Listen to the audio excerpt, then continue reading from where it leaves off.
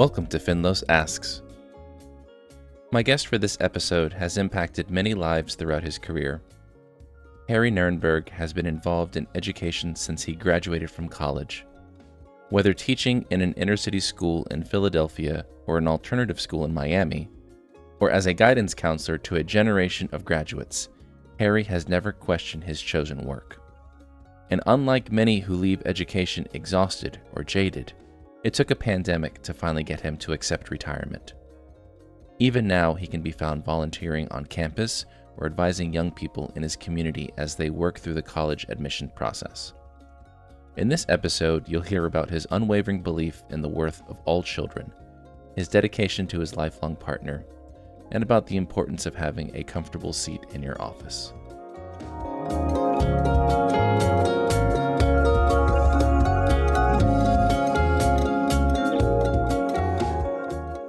Since, if I could ask, since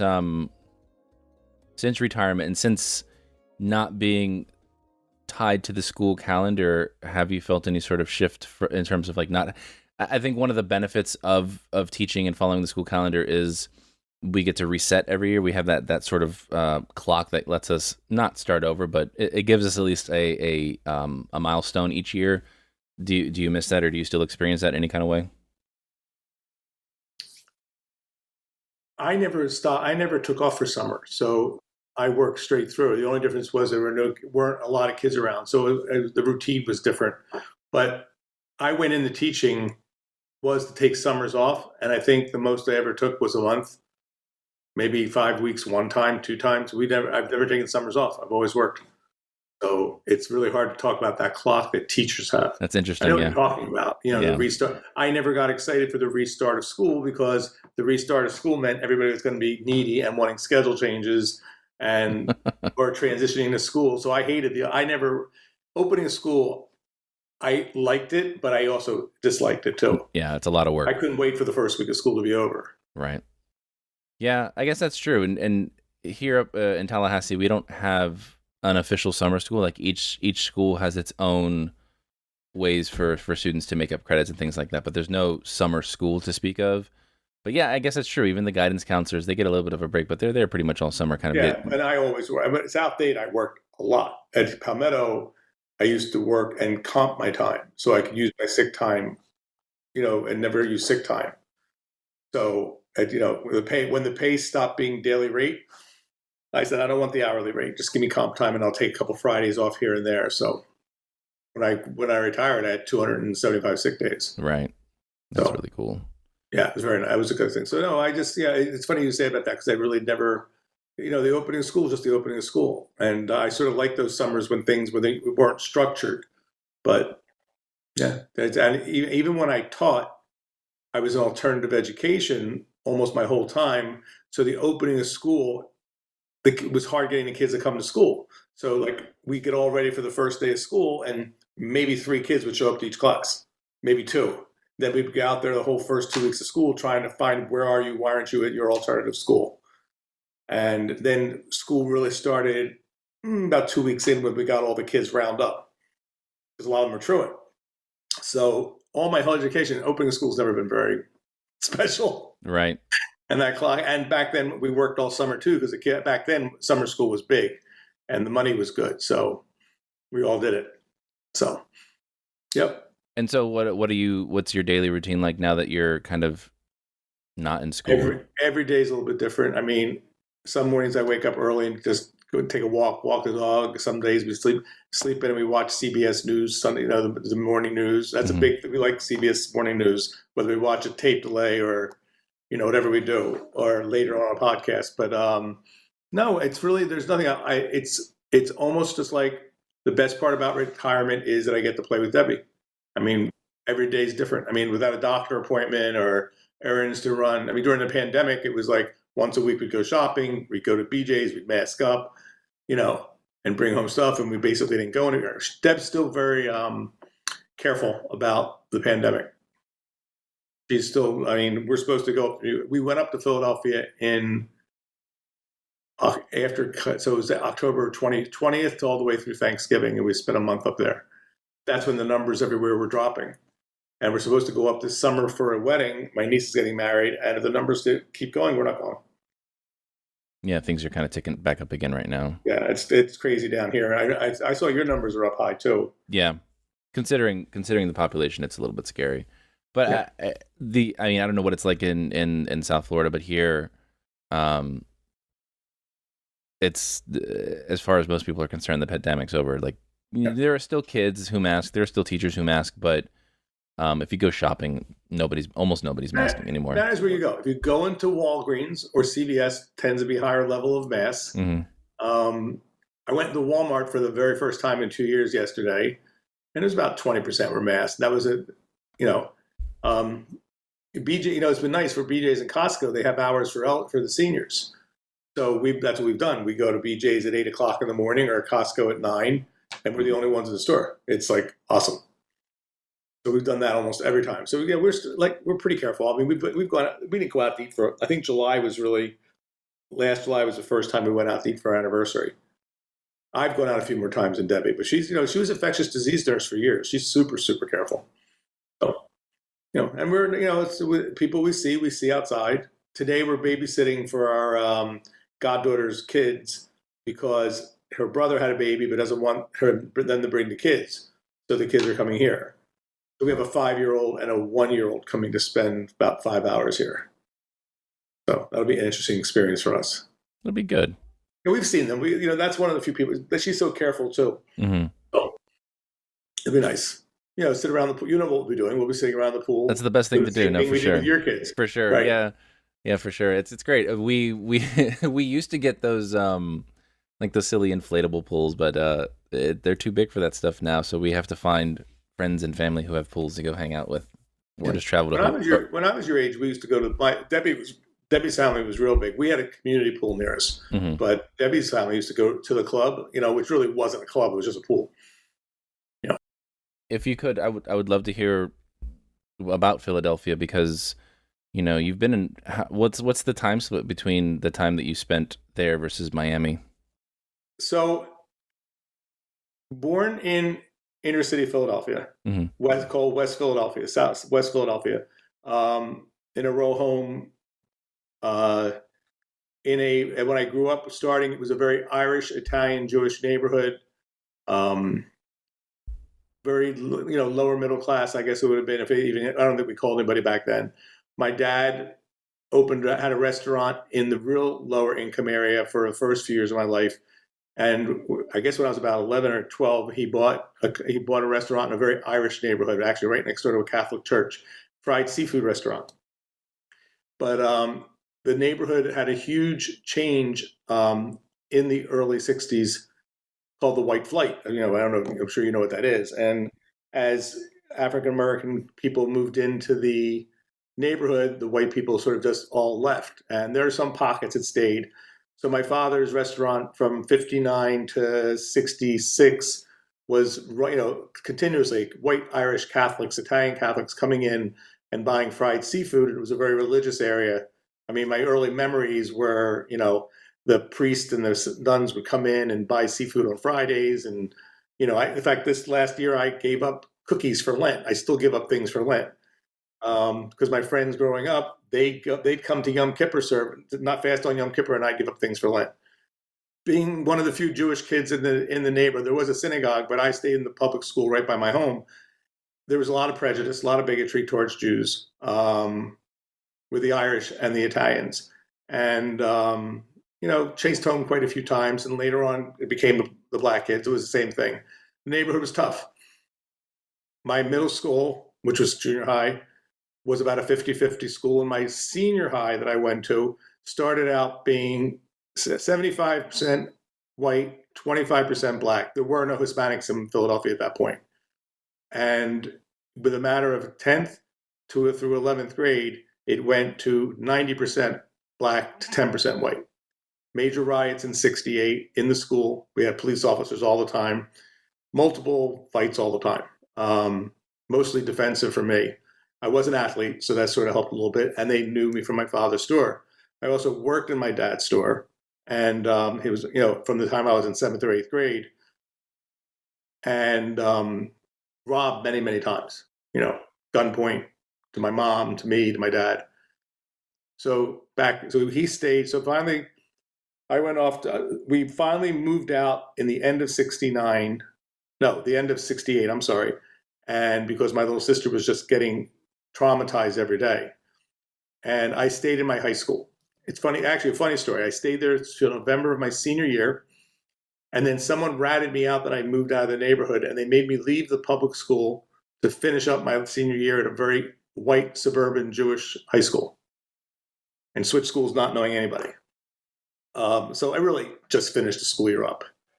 And I learned one thing about that is I really didn't like being in any one kind of area. I liked the mixed groups. So I went to so that pretty much was the end of my Philadelphia chapter of growing up there, and it's surmising. Most of my time was baseball, my father's restaurant, and school. I didn't know you play baseball. That's cool. Yeah, I was a pitcher, actually. I was actually a minor league prospect, I was told. Not a major league prospect, but a minor league prospect. That's okay. And hurt myself junior year, and that was the end of that. Mm-hmm. So then I went to a school, Kutztown. Actually, then when I first started, it was Kutztown State College, originally Kutztown State Teachers College, about 90 miles from Philadelphia. And I thought I was only going to go 2 years. I thought I was going to be a rabbi, but I realized right away I didn't want to be a rabbi. And took up education, like most of us did. And was actually one of the more interesting things. Obviously, in the late 60s, it was the time of protests. Well, the black kids at the college I was at, Kutztown, they organized a protest because our education from being in the inner city was inferior. And they wanted more remedial work to get us caught up. Because none of us knew how to write. I was a terrible writer in 11th grade. And my friends from my original high school were at that school also, and they joined. In fact, one of the first things I did at that college was involved with a sit-in with the black kids, protesting the fact that anybody who came from the inner city had an inferior education, and we were able to get extra services. So I was part of that movement, which is sort of like a unique thing for me to do. If I can ask, just to interrupt you, sorry. When you were considering being a rabbi, what got in the way of that? Just curious. No, what made me want to do that? I was dating the canner's daughter in 11th and 12th grade. So it just seemed like what I wanted to do. But then that romance ended. And then I went to a school that was like 3% Jewish. And it's just, I dated a nice Catholic girl from that point on. There you go. So, that was... It was a very interesting. But the rabbi thing, I was religious, and remember the synagogue in the inner city. The synagogue was my only safe place. Mm-hmm. And at times it wasn't so safe. At times there was a lot of bigotry, a lot of graffiti, a lot of things thrown at us. I don't know if you know this. Back in the 60s, the Pope declared that the Jews were to be blamed for the death of Christ. Right. And rocks were thrown through the synagogue. We were chased home. It was like, it was constant. And then he came out about 6 weeks later and said, today's Jews are not to be blamed. So it sort of quieted up a little bit. Yeah, it's really sad. Just to consider just today how all of that sort of noise is kind of coming back again. We just in town here, one of the Jewish student facilities was burned down here in Tallahassee, and it's a string of them that have happened across the Southeast. It's scary. Yeah. It's really sad. Down here too, there was an attack. Yeah, it's crazy. But I think it's just part of what's going on with the hatred, For sure. It's just everybody. If you're not, everybody's just hating everybody. So it's not fun time to watch the news, I'll tell you that. It's really hard. It really is. Yeah. So you started studying education then? I switched majors so many times I never had a subject I liked. And I had a crazy history teacher who really made me realize that if I was going to teach anything, history was something I knew, and I was able to do that. But realistically, I knew I wanted to teach. I didn't have a field I was particularly strong in. And that's part of being from the inner city. And in reality, what I graduated with was a BS in history with a minor in Black African American studies, they call it then, because we learned more about the African migration to the United States. And of course, none of that is current today because half of what we learned back then wasn't true. Right. It was filtered through all that stuff. But it was a major made for the inner city kids we traveled together a lot because of that. So when I went for my student teaching, I went back to Philadelphia and taught in the inner city and did my I went back and didn't do it in the Kutztown area where it was mostly, Pennsylvania Dutch, and Reading had some inner city and Allentown had some inner city, but it just made sense to stay home and go home and teach. So I did my student teaching in Philadelphia in the inner city of Kensington, which is now an updated Fishtown, which is where all the concerts are and stuff. And I did that and loved it. I loved working with the kids who were the same kids I went to school with. And by that time, there was a Hispanic population that had come to that part of Philadelphia. The Puerto Rican community had moved from New York to Philadelphia. So it was a multi-ethnic school. It was 1/3 white, 1/3. I became a teacher in the school where I student taught. And 1/3 white, 1/3 black, 1/3 Puerto Rican. And it was really cool. I mean, it was like, even if it was inner city, the kids were just awesome. So I ended up, because the teacher overabundance back then, I was a long-term sub in that building for 3 years, teaching many, many different subjects. And every year we'd get laid off. And finally, I just made a decision, let me try something else for a few years. And I actually left teaching and went into sales for a couple of years. What were you selling? And I sold, before the copier was invented, they had the old Ditto machines. Mm-hmm. I don't know if you remember the Spirit duplicators. Oh yeah, I've seen them. I've never used them, but I have seen them before.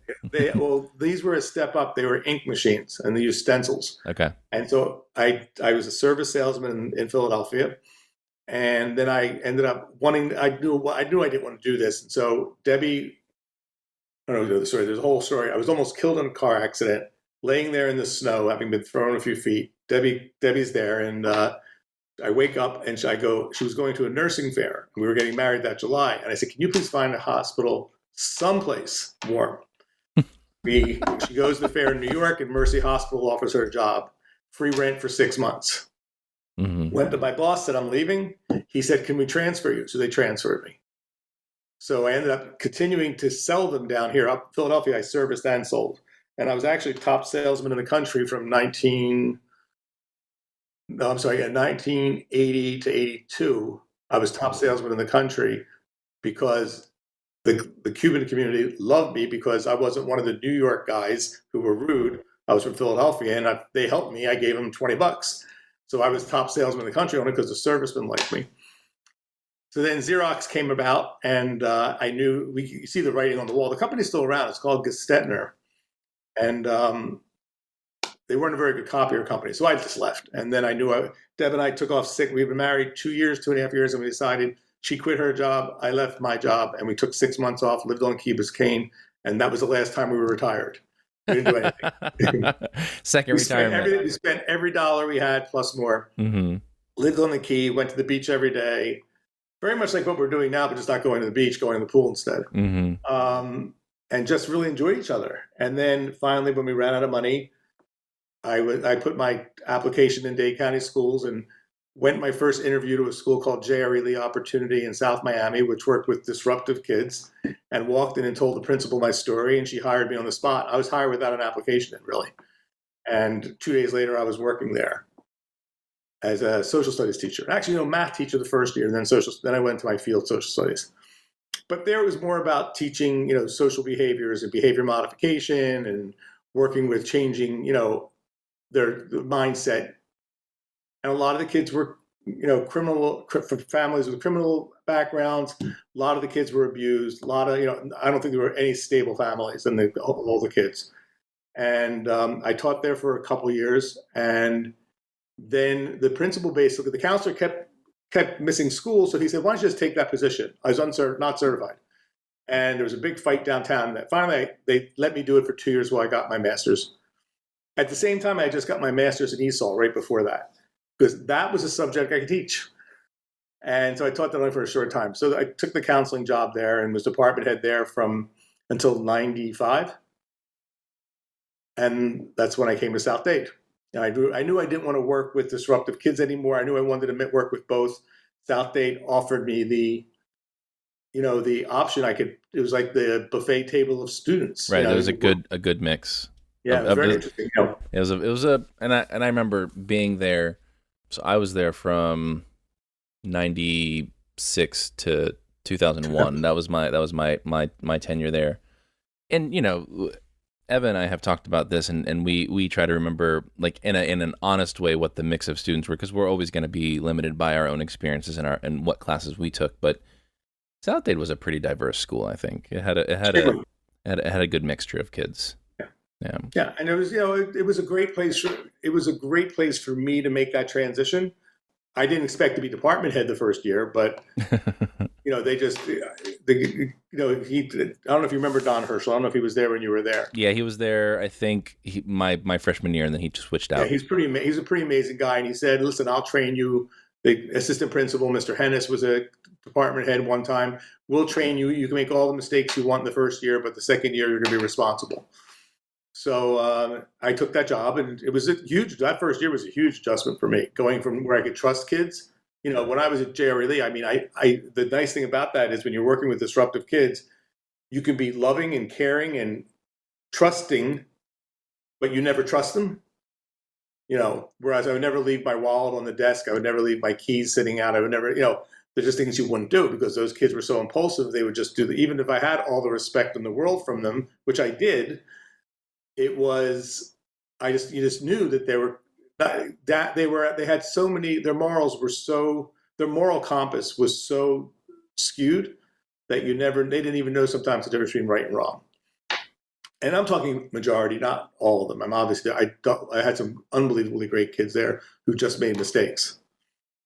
And then they came when you in the alternative ed system in Miami. If you had a successful 9 weeks, you could get sent back to your regular school, unless it was a weapon, and then that was different. But so a lot of them stayed forever. I just was at a funeral, met one of my kids who stayed there all 6th, 7th, and 8th grade. He graduated Southbridge, and he's a successful businessman right now. A couple are administrators in the school system. And I know that over time they to try to change the image, they added like VOTEC classes and things like that. So it actually became a magnet school, didn't it? No, what they really just did is they took Jerry Lee and MacArthur South and put them together, and they moved them to Naranja, and they put the 6th graders with the 12th graders together. This is after I left, and so they had a co-op program with Southdade Skills Center. So that's what you remember.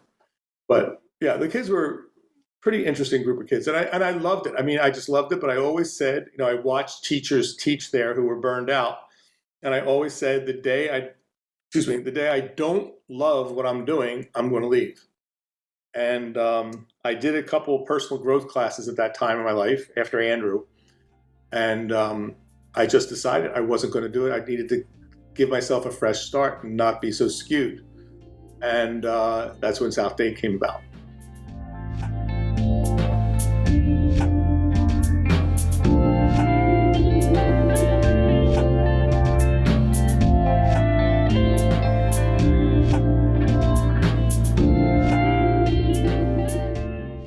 Backtrack a little bit. How did you and Deb meet? Oh, I don't know. I'd probably get arrested today if I know it. Uh-oh. No, best friend's little sister. Oh, gotcha. So when I met her, I was just graduating college and she was just graduating high school. Mm-hmm. And in fact, our first fight was I wouldn't go to prom with her. So I came after her. I just graduated college and she was in nursing school.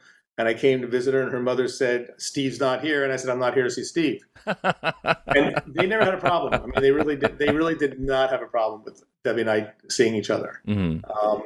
And so I was strictly just friends I guess, from that May when we met until she went off. When she got to nursing school, the romance started. Mm-hmm. So hasn't been anybody else. She's been the only person. Yeah, since then. Yeah, that's awesome. So never wavered. How many years is that now? Legal or illegal? Altogether. We met in 75, started dating in 76. That's awesome. Congratulations. Yeah. And so you married in 79. And so you moved to, I heard you, I think you've told me several times, it was the warmth is what brought you to South Florida. You wanted to get away from the cold. It was actually three accidents in the snow. Yeah. Okay. And then I'm laughing because one of the other reasons was back then I had season tickets to the Sixers, Flyers, and the Phillies. hey, starting teaching salary was sucked, but I had money to buy tickets to games. And we were just talking about it because the Panthers and the Heat are both in the playoffs, and I'm watching both games like continuously. And Debbie goes, "Isn't this why we left Philadelphia?" No, that's actually almost why we stayed in Philadelphia. You got that wrong. Yeah, so it was another time. There were a lot of reasons. One, we only thought we were coming down for a couple of years to get away from our friends, to get away from the snow, to get away from in-laws, and we just, second year we lived in the Grove the first year. They went condo. It was also the year of Marielle, which was sort of like eye-opening. Not knowing, never having met, not even knowing anything about the Latin, the Cuban culture at all, and being so impressed with it. In Miami, it was such an unbelievably beautiful culture to come to after leaving. The only minorities we knew were from the inner city, and it wasn't middle. There were no middle class minorities at that point. There were, but we didn't get to interact with them. And Miami was so refreshing. Marielle came, and we were actually kicked out of our condo because it became a condo, and we moved to Key Biscayne. If we had not made that move to Key Biscayne, we probably would have gone home. Mm. But the next 6 years, we lived on Key Biscayne. Yeah, the beach right there. It's pretty killer. Oh my god. Yeah, one of our regrets was not buying there. Mm. Well, I mean, where you are now, I mean, I think it worked out in the end. Yeah, no, it worked out perfectly. If I lived on Key Biscayne, I wouldn't have had that community that I have here. Yeah, for sure. Okay. By the way, there's one thing I did leave out. I wonder, my parent. I say this sometimes. I feel like I'm insulting people when I say it, but I'm first gen too. My dad dropped out of school in 6th grade when his father died suddenly in an accident, and my mom was not allowed to go to college because she was a woman, and she was actually smarter than her brothers who did go to college. So my parents never went to college, and my sisters did, and obviously that was ingrained into us that we were going to college. But I always say, I don't know when I say that in front of people that makes sense, because a lot of us were first gen back in the 60s. Their parents didn't go to college. They didn't have to. And my grandparents were definitely, all 4 of my grandparents were from Russia or Ukraine. And their goal was to get us immersed in the culture. And my grandfather was a victim of the Depression, terrible, went from a pretty wealthy guy to nothing. So it was just, I didn't mention that in the beginning. I just sort of forgot that but I always liked to claim about my parents that they were such hardworking people and good. I'm very lucky. The one thing I had was 2 parents together raising a family, and with 3 sisters too. Well, I mean, what is that? Before we move on to the other questions, I mean, I'd love to actually hear about that. What is that? What is childhood like for you in that home? Like what? Oh my God, I was spoiled. I was the only boy, Mm-hmm. So I had 2 sisters, 7 and 8 years older than me. So I had like 3 mothers, and I had a little sister who had her moments. She had a tougher time, but growing up, how she grew up in the inner city was much tougher than any of us had, even tougher than I had. But my 2 sisters, time change that 7 years was such a big difference, because Philadelphia, when they grew up, was this great little neighborhood. It was the huge change in the 60s, the early 60s to the early 70s was ridiculous. So, but the home, I'm very, very lucky. I mean, my parents were loving and caring, and my dad, for not having a father, I don't know how he ever was such an amazing father. I'm very, very fortunate, very, very fortunate in the way they raised us. And they were tough. It was tough love in many ways, but they just also were the public display of affection was constant in our house with them. So I think that has a lot to do with who I am, And that makes sense, yeah. Debbie and I talk about it all the time. We share a cup of coffee because we used to watch our parents share a cup of coffee. Mm-hmm. That's awesome. And yeah, so I'm very, even though, and my mother's dad was the meanest. He was a mean guy. I mean, her brother was a mean guy. Mm-hmm. Not mean guy, wrong word, but he was, he has moments. Debbie's mom was a tough love all the way, and her dad was a gentle man. My 2 older sisters, both educators. Mm-hmm. One taught 40 years in the same middle school in Penn Valley outside Philadelphia, and the other taught at a couple schools in New York City. He has exceptional education. So, and I know, from my experience with you, the religious aspects of being Jewish are not a big part of your life. But what imprint does that have on you, or what impact in terms of the way that you view things, or just your experience as a child? I was very culturally, I was very Jewish growing. My parents were not. I was raised, I'm going to go get bar mitzvah. I'm going to go to Hebrew school. I'm going to do all the things my sisters did not do, but I did them because it was more of a social thing than it was anything. The synagogue was a safe, like I told you before, a very safe place to be in our neighborhood. And that was more of what it was than anything else. And I think if I hadn't dated the cantor's daughter, I would not have been as religious as I got. I think it's part of my moral fiber. I mean, I still believe, and am I I'm not, I'm what they call a Jew that celebrates the holidays only and doesn't go on a regular basis. But I have a religious core to me. Obviously, I think I keep it to my moral center. I don't know if that's answering the question you really want to know. I think it does. Yeah. I mean, I think that there's a quality to that it's a warmth, and it's definitely a sense of security. And I think it's why you are such a good educator and counselor, is that you definitely have there's a solid base to who you are, and I think that shines through for sure. Yeah, I mean, the thing was, I wanted to be a rabbi. I wanted to help kids, and counselor just sort of was a fit. It just was, and it wasn't. And when I was a classroom teacher, I was more of a counselor than I was a teacher. And working in alternative ed allowed me to be that way. Yeah, I think that I won't say most, but I think a lot of good teachers blend that. Like that. I think good teaching is impossible unless you're making connections with your kids, unless you're, letting them be who they are, and then you in return kind of matching the sort of being open and honest with them. And I think, again, it's always interesting thinking about the way that you and I got to know each other. I wasn't close with you as a student, but all of my friends were. And so I was always very appreciative of you because you took care of my people. And I think we had a very similar rapport for one another, because I remember when I was graduating and you were on stage and you said, I don't remember the exact words, but the gist was like, you have been an amazing friend for your friends. And I've never forgotten that, because I think that along with a couple of other key educators is really one of the foundations for why I became a teacher as well. And you actually said to me that right before that, a couple of days before, thank you for helping all my friends. You were very appreciative and showing. You said, I think your exact words, even though I didn't need you, you were there to help all my friends. And yeah. So what? And I guess the answer it sort of answers itself, but that's what kept you in it for so long, for your entire career, was those connections. Yeah, and actually, then moving into my own neighborhood was, to me, was the riskiest thing I ever thought. When I left J.R.E. Lee and was offered jobs, I was offered the job of a trust counselor at Southwood, and I chose not to take it. And for those, since we're doing the trust is, for emotional well-being in the schools back then, I didn't take it because I didn't want to be a trust counselor in my own neighborhood. I didn't want to know. I know there was dirt behind the white picket fences. I didn't want to know about the dirt.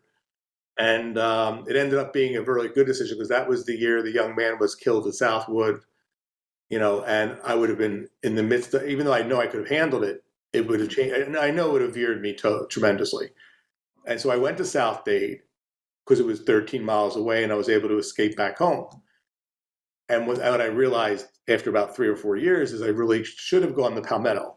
And because I couldn't, but I was so cynical that once I got to South Dade and saw all the amazing kids too, I said, oh my God, I could work in my own neighborhood as a counselor, and obviously that changed my career for the last 20 years, to be able to, walk around the neighborhood. And I see the kids that I go to at my school, or go to the market and see the parents, or to even the synagogue, or to, anything, to a concert park, in the park, to be part of. It's a very small town feel for a big city like Miami.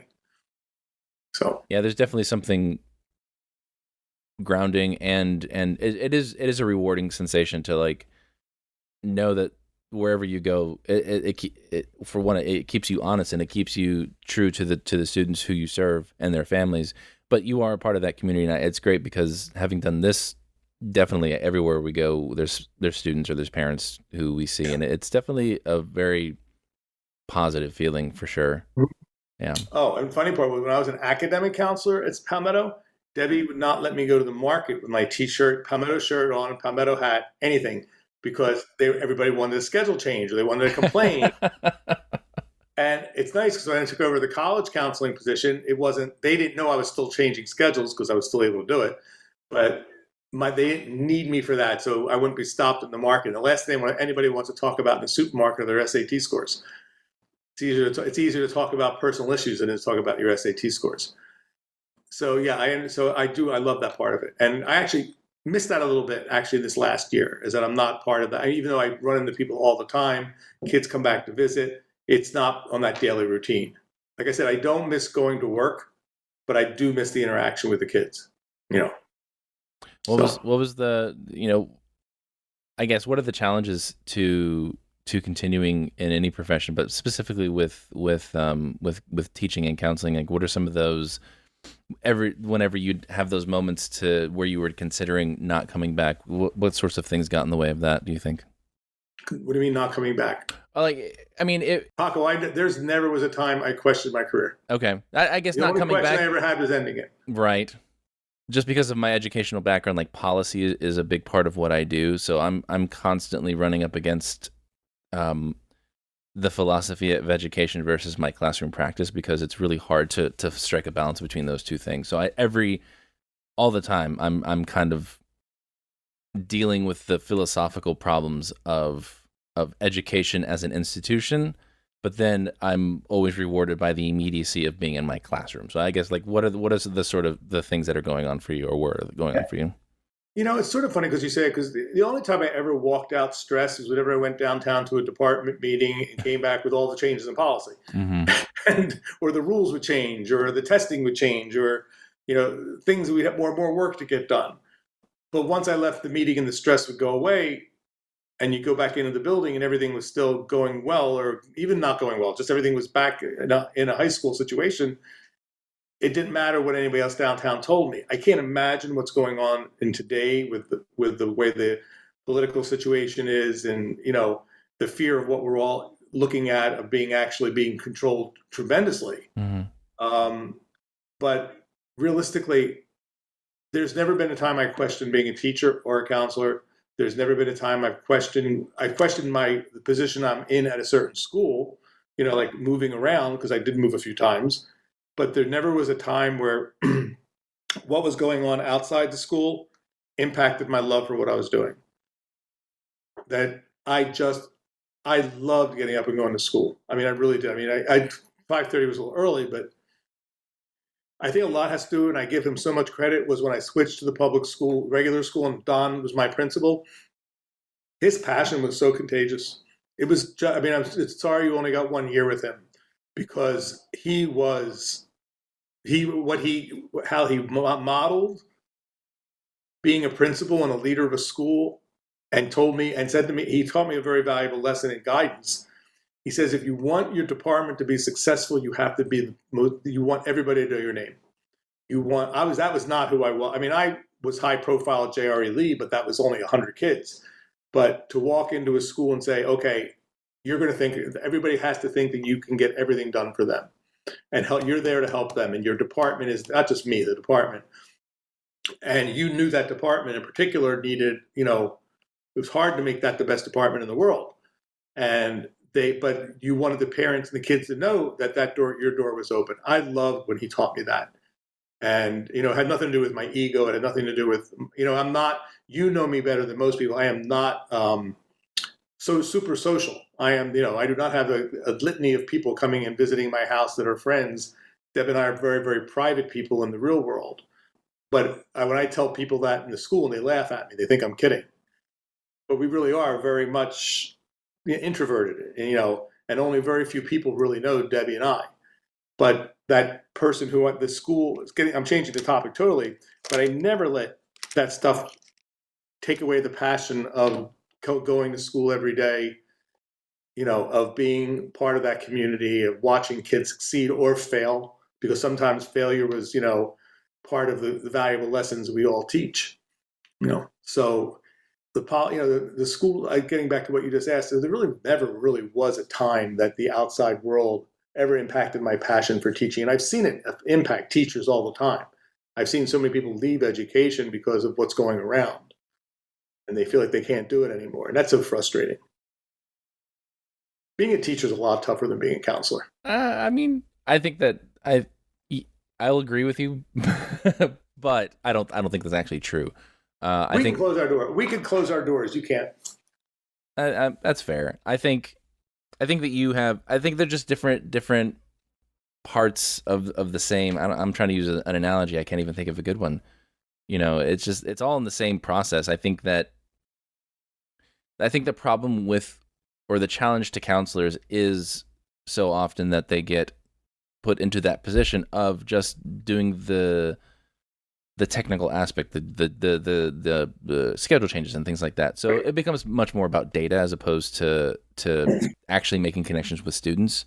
Yeah. And I think that that's an unfortunate aspect. I think maybe one of those changes that I was thinking of for education in general is that shift away from students as individuals and more towards just a cohort. Yes, cohorts and assessments and data and all that stuff. And I really appreciate that.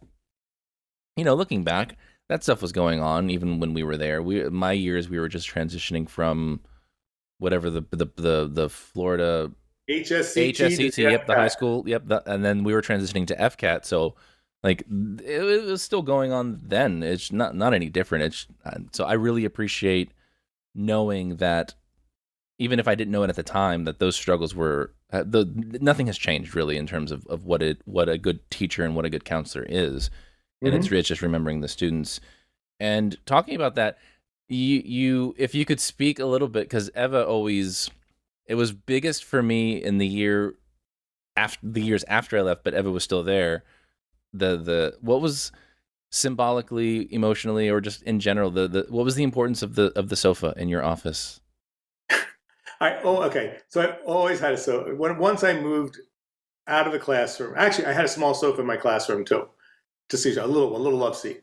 So when my first office outside this classroom, I took that little sofa and put it in my office, and it took up the whole room. So I was only there for a couple of years, and they built a new building at Jerry Lee, and I had this huge office they gave me. It was also a conference room, and I had this big wall, and I was at a yard sale and just said, I'm going to pick up the sofa. And I asked my principal was okay, because, male office, couch, and actually that was a sofa bed. And funny story was, we caught the custodian sleeping on it at night, but he would pull it out and go to sleep. But so the couch was just always part of my office because it was such a big office. And then when I got to South Dade and the office was the size of a closet, someone was having a yard sale, and I said, look at that cute little love seat. And, I need something like that in my office. I don't want kids to sit, just like a counselor should never put a table in front of them, between them and the students. It's nothing worse than sitting on a plastic chair.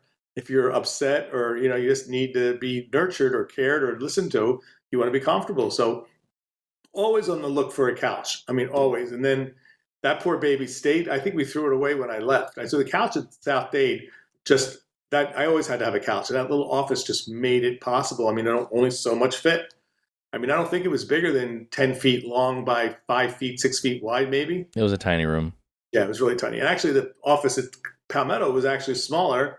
That I went to Rooms to Go and went to the clearance section, and they had a little dolphin seat, and I put that there in the corner for a couple of years. And the nicest part about it was, when we moved to the new, and so I had this couch. The couch at Palmetto, when I became the college advisor, was a couch that we bought right after Andrew, literally on 132nd and US 1. And you probably sat on that couch originally.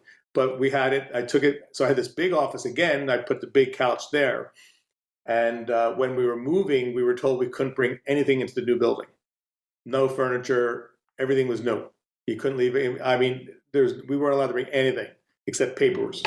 And the kids, there's this organization at Palmetto called Tutoring for Tomorrow. They said Mr. Nerenberg's office can't have an office without a couch. So they're a nonprofit. And so they bought me a beautiful 6-foot couch to put in the new office there. So the couch has just always followed me. And, I just find that, if you look on Facebook at pictures of the couch that Eva used to sit in, kids tag themselves on the couch, and I'm talking about for years. And it was a nasty. All end up being nasty somewhere down the road. Of course. Yeah. But what was the effect on people? Obviously, when they come into to your office, as soon as would you notice an immediate demeanor? First thing was I always had to have another chair that they could be more comfortable on because some people are not comfortable on a couch. Like I don't think you would have liked the couch. Probably Right. not. So I Yeah, it's always funny. had to have In my own, to disclose here, in my own therapy, my therapist sits in a chair and and he has a sofa, and I sit all the way in the corner, farthest from the middle as I possibly can. Yes, because I would rather have a chair.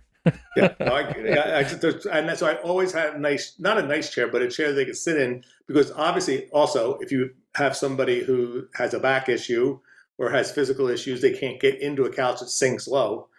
So I always had like a stack of chairs they could sit in front of it. But I don't know. I wanted the kids to be comfortable. I just wanted them to feel that they could come and sit there for more than that. They weren't going to just go in there and get a schedule change and be in and out the door. Because an uncomfortable chair just means you don't want them to sit there very long. And a couch means to come home and come and sit and relax and sit down as long as you want. And I just felt that, just like I said, a counselor should never put a table between them and the kid. And every counselor, it has a room, needs a safe space for the kids to feel like that. I know a lot of the counselors at Palmetto now, in the new offices, have it so that the kids can be sitting in a space where no one can look in the window and look in and see them. They can look right at the counselor. They don't look at, the way the rooms are set up. And I thought that was really brilliant that they did it that way, where the counselors, you look at the counselor when you're looking through the window. But I just loved having a couch. And the one I had in the classroom was really a piece of crap. I mean, it was something I picked up. I think I picked it up at Goodwill and took it over there.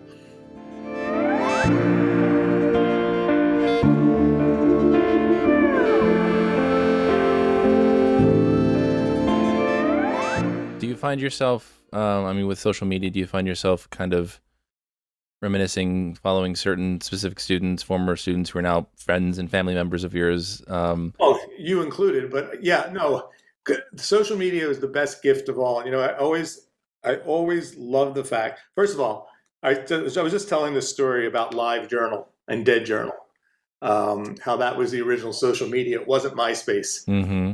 And I said that was a tool made for counselors because I had kids using that and then sharing it with me, and I'd be one of the few people they share it with, and I used to have kids journal, couldn't get them to do it. But if I told them about Live Journal, they were on all the time. And then MySpace had to come, and that would ruin that totally. But then when Facebook became, I was already reading essays at the University of Florida, and I still had a Florida address and a Florida Facebook page. And so when it became popular in high schools, I was like the only adult that was on it. And I was able to utilize it, as long as I didn't look at the pictures, because the pictures could be pretty, risque at that point. But I used to get static from teachers, never administrators, because I let kids be friends with me. And in fact, I used Facebook as a way of communicating for the first, oh my God, I had Facebook pages for classes with, 80% of the kids were on Facebook at that point. So yes, but the idea of being able to stay in contact with the kids over the years has been just a blessing for me, that I know the people that were a generation ahead of me, before me, don't have that. I have a really good friend, who was a teacher at Southwest, athletic director, and then he worked at Palmetto for the last few years. He is amazing how he's kept up with all his kids over the years from Southwest. He travels all over the country to visit them. I don't know how he does it. Facebook makes it pretty easy for me. And now, and now Instagram, obviously, as time changed. I do have a TikTok account, but I only do it because I watch my niece. She wants me to like her stuff, so I go on and I like her stuff. Snapchat was never one I would use, but just in general, but Facebook's just been, it's a true gift. I mean, I don't know if you're using it, but we were never directed not to be friends with your kids in Facebook because there were no adults on it. It was only college kids and high school kids. Yeah, there are certain students that I'm absolutely thrilled to keep up with as they move on and change and get married and get divorced, and all of those things is I think the counterbalance to all of the trash that comes out of social media.